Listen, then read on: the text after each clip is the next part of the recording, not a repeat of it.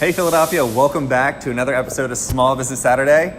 My name's Mac Frederick, founder of Momentum and host of Small Business Saturday, and I'm here with my friend Nate Mell, the founder of Felt and Fat here in Kensington.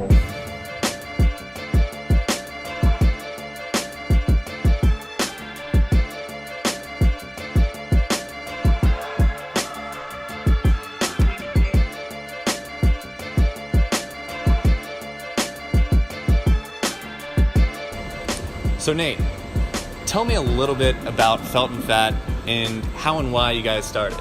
Well, Felt and Fat started about 4.5 years ago in 2013, unofficially, and then officially in 2014.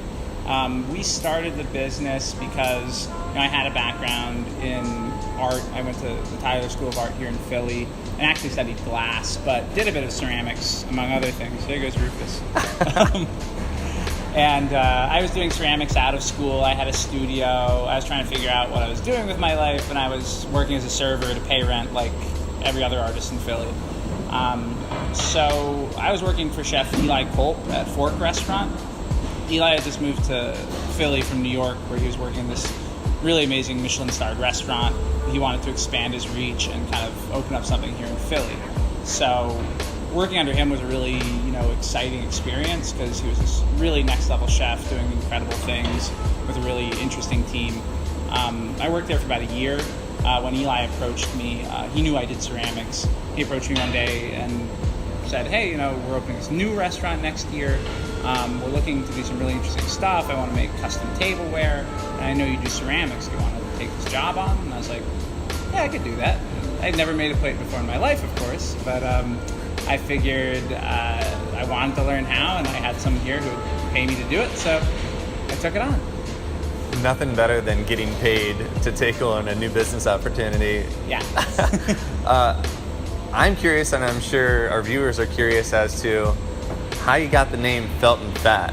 Yeah, well, Felt and Fat was a name I came up with in that first year in 2014 because I really wanted to talk about how I thought about design and how I thought about making things as opposed to necessarily what we were making.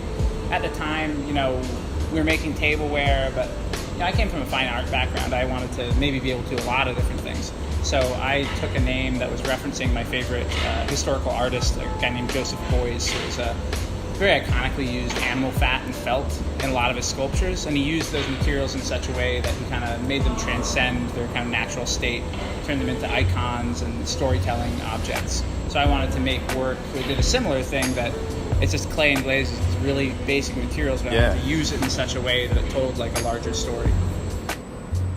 So Nate, thank you so much for sharing everything that makes Felt and Fat so unique. Could you please tell everybody watching where they can find you and find out more information about Felt and Fat and what you guys do?